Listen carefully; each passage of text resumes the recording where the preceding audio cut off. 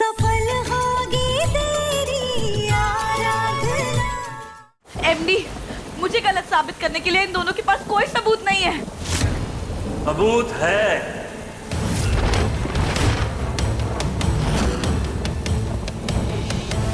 देविका हमेशा से माधव से प्यार करती थी, दामिनी से भी पहले। अभी भी वक्त है, समझ जाओ। देविका का पर्दाफाश करने के लिए हाँ प्रशांत, हमारा साथ दो। नहीं मेनका, नहीं नहीं नहीं नहीं। तुम्हें क्या लगता है तुम अपनी ये दो बड़ी बड़ी बातें मुझसे करोगी और मैं तुम्हारे झांसे में आ जाऊंगा? नहीं। हाँ ठीक है, मुझे नहीं पता था कि देविका माधव से उस दामिनी से पहले से प्यार करती है, तो क्या हुआ? It's okay, so what. लेकिन उसने मुझसे एक डील की है कि वो भले ही माधव और उसके बेटे को चाहे कोई नुकसान ना पहुंचाए, लेकिन उसकी जायदाद के पेपर्स मुझे ला कर देगी और माधव दास को सड़क पे लाने में मेरी मदद करेगी। तुम देख लेना।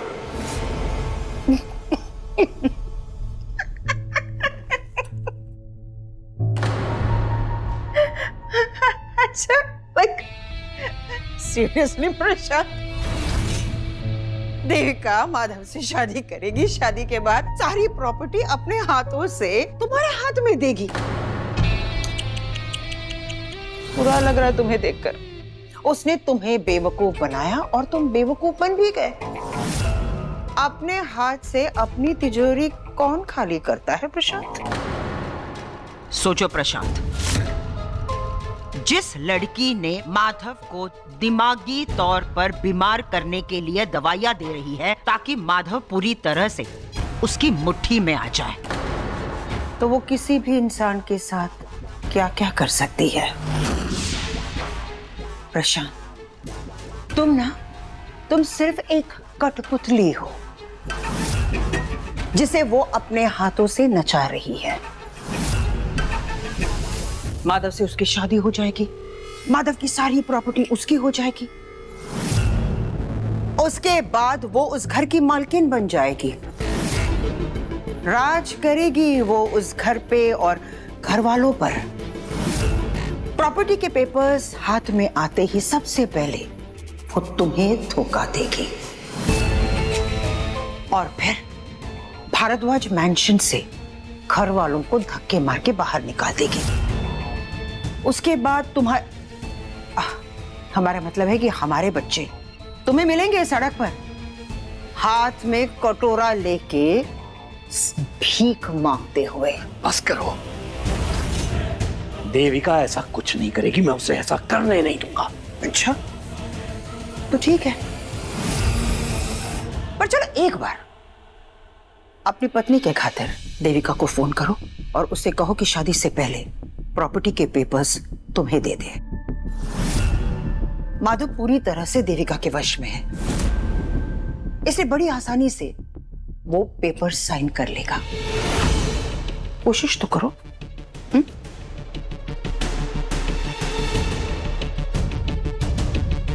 हेलो देविका, आज शाम को तुम्हारी शादी है ना? याद है ना यहाँ तक पहुंचने में मैंने तुम्हारी कितनी मदद की है? तो अब वक्त आ गया है कि तुम भी अपना वादा पूरा करो और प्रॉपर्टी के कागज पे माधव दास के साइन लेकर मेरे पास आओ, अभी के अभी। प्रशांत, फिलहाल मेरे पास इन सब के लिए ना वक्त नहीं है। मेरी शादी हो जाने दो, उसके बाद देखते हैं।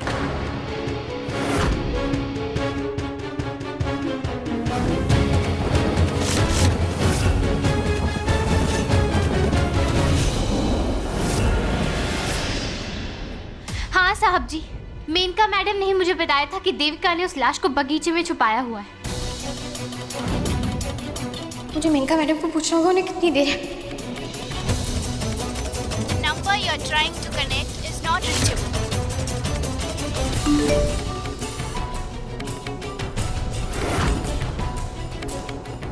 आराधना, गार्डन में नकली डॉक्टर की लाश है, तुम जाके ढूंढो।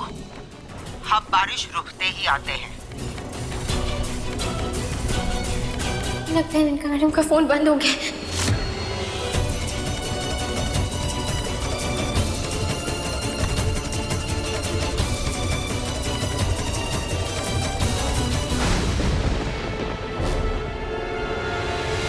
हो ना हो वो लाश वहीं गड़ी हुई होगी।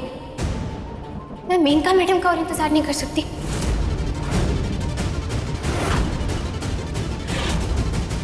माधव, बहुत अफसोस से हमें तुमसे ये बात कहनी पड़ रही है कि देविका के इस खेल में कदम कदम पर प्रशांत ने देविका का साथ दिया था, क्योंकि वो तुमसे बदला लेना चाहता था, तुम्हें बर्बाद और बेइज्जत करना चाहता था। लेकिन आज प्रशांत ये बात समझ गया है कि देविका सिर्फ और सिर्फ इसका इस्तेमाल कर रही थी तुम्हारे प्यार को पाने के लिए।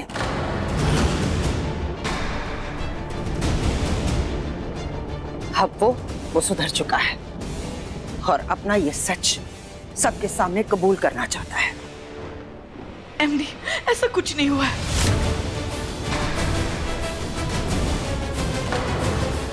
जमाई जी, आप माना कि इस घर के साथ आपके संबंध कभी सही नहीं रहे, पर है तो आप शिवानी और आर्यन के पापा ही ना, फिर आप ऐसा कैसे कर सकते थे? दादी जी, मुझे माफ कर दीजिए। अपनी आंखों पर बंधी इस दुश्मनी की पट्टी में मैं इतना अंधा हो गया कि मैं इस देविका की बातों में आ गया। मैं बदले की आग में इतना झुलस गया कि मैं इसकी बातों में आकर इसके पाप में इसका भागीदार बन गया। मुझसे गलती हुई है माधव, लेकिन अब मेरी आंखें खुल गई हैं और अब मैं सबके सामने इसका सारा सच बताऊंगा।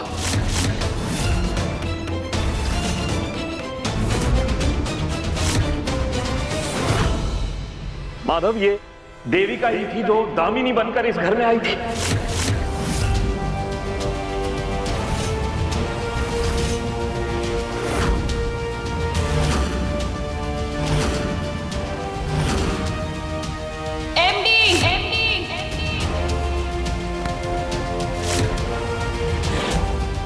ये तुम्हारी कमजोरी का फायदा उठाकर तुम्हारे करीब आना चाहती है।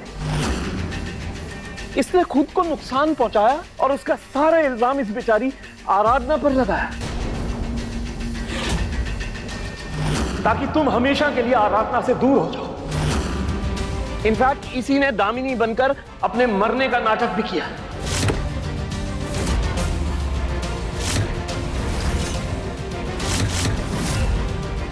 और मुझ ना समझने इसमें इसका साथ दिया। मैंने उस लाश को ठिकाने लगाने का इंतजाम किया था ताकि उसका सारा इल्जाम आराधना पर लगे और वो हमेशा के लिए जेल चली जाए।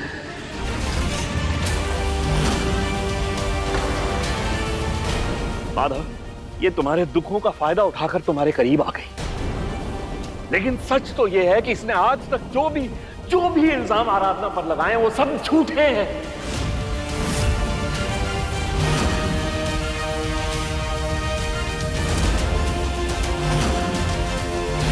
ये रहा वो मुखौटा जिसका इस्तेमाल देविका ने किया था।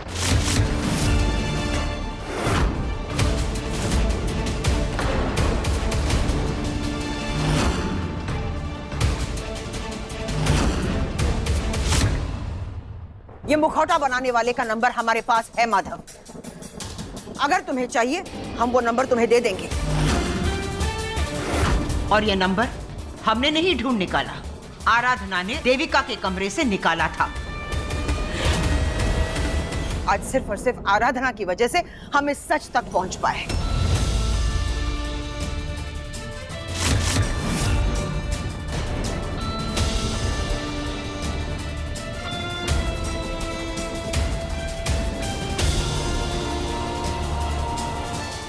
आराधना बिल्कुल ठीक कह रही थी। वो जो दो डॉक्टर्स यहाँ आए थे ना, वो कोई डॉक्टर नहीं थे माधव, बल्कि वो कोई भोजपुरी एक्टर्स थे। उन दोनों की सच्चाई के बारे में आराधना को पता चल गया था।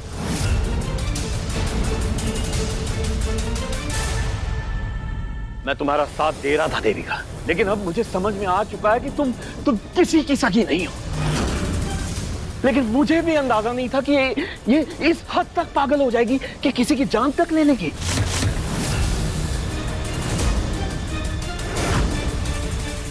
क्या बकवास कर रहे हो तुम मुझे डबल क्रॉस कैसे कर सकते हो? अगर वादे के मुताबिक तुम मुझे पेपर्स ला के दे देती प्रॉपर्टी के तो ये नौबत ही नहीं आती। तो हाँ, मैंने इस सब में तुम्हारा साथ दिया, लेकिन अब मुझे एहसास हो गया है कि तुम किसी की सगी नहीं हो। और अगर तुम माधव से शादी करके हमेशा के लिए इस घर में आ गई तो तुम तो मेरे बच्चों के लिए भी खतरा बन सकती हो, और ये मैं बर्दाश्त नहीं कर सकता हूं। मैं अपने बच्चों की जान जोखिम में नहीं डाल सकता हूं। मैंने इस पाप में तुम्हारा साथ दिया, लेकिन अब मैं अपने पापों का प्रायश्चित करना चाहता हूं। मैं सबको बता दूंगा कि तुम खूनी हो।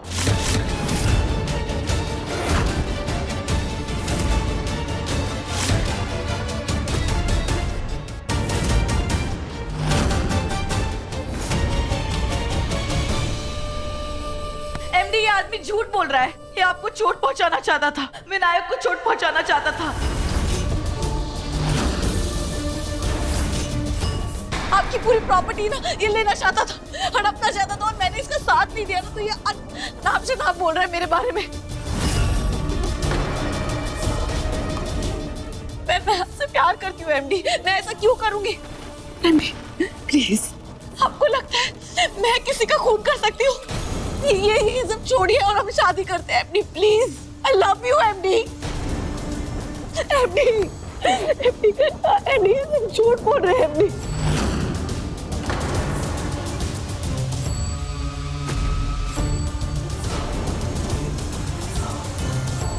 तुमने कुछ नहीं किया देविका, और ये सब जो बोल रहे हैं वो झूठ बोल रहे हैं। ये मुझे नुकसान पहुंचाना चाह रहा था, मेरे बच्चे को नुकसान पहुंचाना चाह रहा था, लेकिन मेरा बच्चा तुम्हारा भांजा भी है देविका। तुम्हारा खून है ना वो। तो जब तुम्हें ये सब पता था तो तुमने मुझे ये सब बताया क्यों नहीं? इससे तो मुझे कोई उम्मीद भी नहीं है, क्योंकि ये तो मेरा दुश्मन है। लेकिन तुम तो मेरी दोस्त हो ना, दामिनी की बहन हो, तुम इस घर परिवार का हिस्सा हो। ये बात मुझे क्यों नहीं बताई देविका? क्या तुम्हें हमारी सेफ्टी का कोई ख्याल नहीं आया?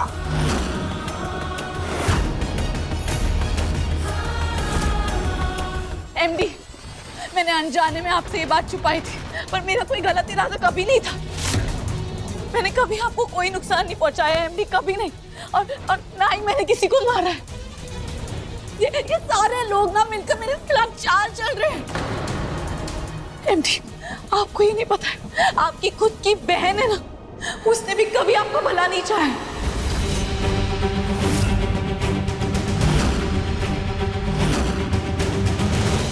ये कभी नहीं चाहती थी कि आप एक पिता बने।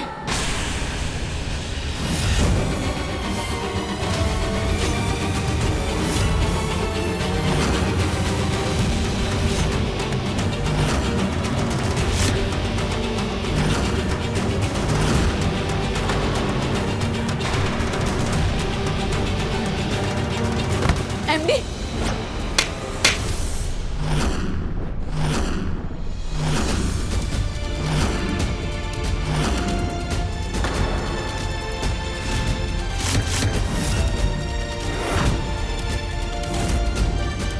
खबरदार जो हमारी पोती के बारे में एक भी अपशब्द कहा।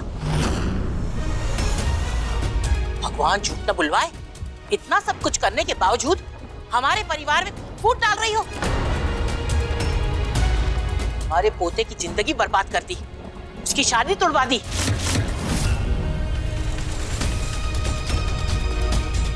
और अब तुम्हारी इतनी जरूरत कि हमारी मेनका पर इतना घटिया इल्जाम लगा रही हो। मेनका जैसी बहन तो चिराग लेकर ढूंढने से भी नहीं मिलेगी।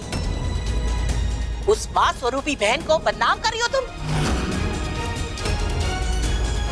मेनका ही वो इंसान है जो माधव की सलामती और बच्चे की रक्षा के लिए हमेशा ही आराधना का साथ देती रही है।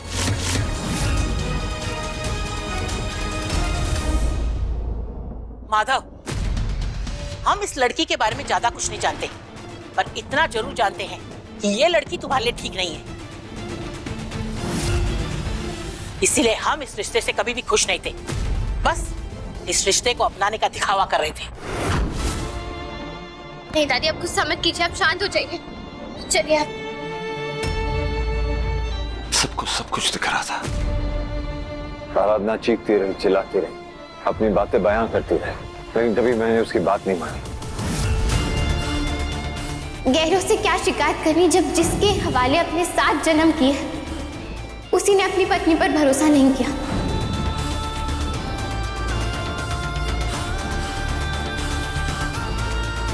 मुझे इसी बात का डर था साहब जी कि जब आपको ये सच पता चलेगा तो आपका दिल टूट जाएगा, क्योंकि आपके लिए तो ये देविका दामिनी जी की बहन है ना। वो दामिनी जी जो सबसे इतना प्यार करती थी, जो सबके दर्द को महसूस करती थी, उसे समझती थी, फिर उनकी ही बहन उनसे इतनी विपरीत कैसे हो सकती है। लेकिन सिर्फ इतना ही नहीं है, देविका ने आपको दवाइयां दी हैं आपको दिमागी रूप से कमजोर करने के लिए।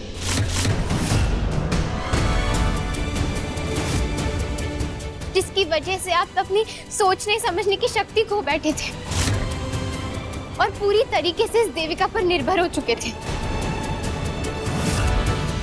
सर दर्द होना, चक्कर आना, गुस्सा आना, वो सब कुछ इन दवाइयों के असर की वजह से हो रहा था आपके साथ।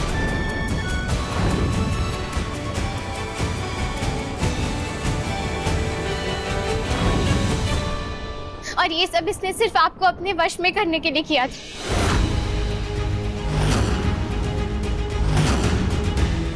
हाँ माधव, मेनका ने मदद की थी आराधना की दवाओं का सच पता करने के लिए। हम सब जानते थे कि ये दवाएं तुम्हें खोखला कर रही है और आराधना ने तुम्हें अगवा किया था इन दवाओं से बचाने के लिए।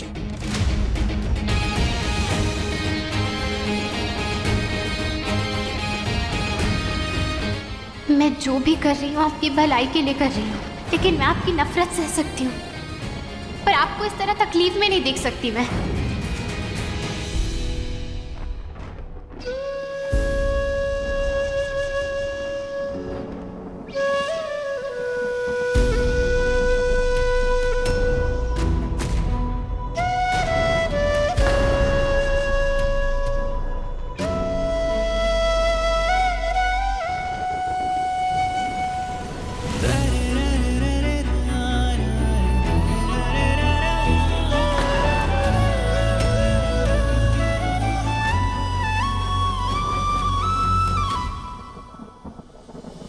एमडी, एक बार मेरी बात तो सुनिए। एमडी,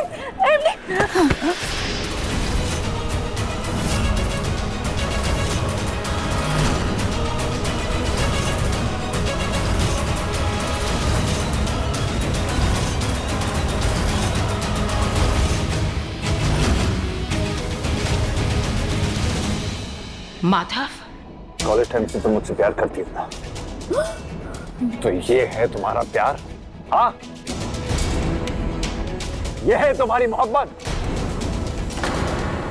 कितना कुछ किया है मैंने तुम्हारे लिए देविका। हमेशा जब भी तुम्हें मेरी जरूरत थी मैं तुम्हारे साथ खड़ा रहा, तुम्हारे परिवार के साथ खड़ा रहा। लेकिन तुमने क्या किया? मुझे पागल बनाना चाहती थी, मेरा फायदा उठाना चाहती थी, मुझे वश में करना चाहती थी। तुम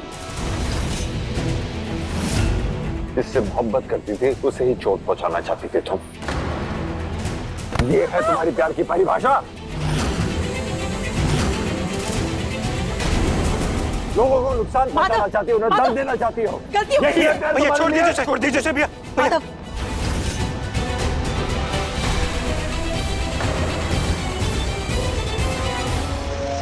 मुझसे जुड़े हर इंसान को चोट पहुंचाना चाहती थी तुम। उन्हें नुकसान पहुंचाना, उन्हें दर्द देना, बस यही आता है तुम्हें? ये है प्यार तुम्हारा? इसलिए मैं तुम्हें कभी माफ नहीं करूंगा। भैया छोड़ दीजिए भैया, भैया प्लीज, भैया मर जाएगी भैया वो। उसे गलती हो गई माधव, छोड़ दो उसे, प्लीज छोड़ दो। भैया छोड़ दीजिए, उसे गलती हो गई। माधव, छोड़ दे इसे। ये सब कुछ सिर्फ इसलिए कर रही थी क्योंकि ये लड़की खुद ही पागल है। दिमागी रूप से एक बीमार लड़की से शादी करने जा रहे थे तुम माधव। अरे ये लड़की खुद किसी पागल खाने से भागकर आई है यहाँ। नहीं एमडी, ये सब झूठ है एमडी। मैं कह रही हूँ आपसे, ये सब झूठ है। यही सच है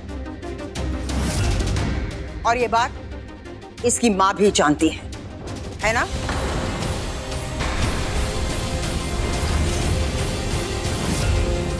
दामिनी और माधव की शादी इसके लिए सदमा थी। तुम दोनों की शादी के बाद ये अपना दिमागी संतुलन खो चुकी थी। इसलिए देविका को पागल खाने में भर्ती करवाया गया, लेकिन देविका वहां से भी भाग गई। दामिनी के पेरेंट्स ने दामिनी को इसके बारे में कुछ भी नहीं बताया और देविका को सीधे अमेरिका भेज दिया था।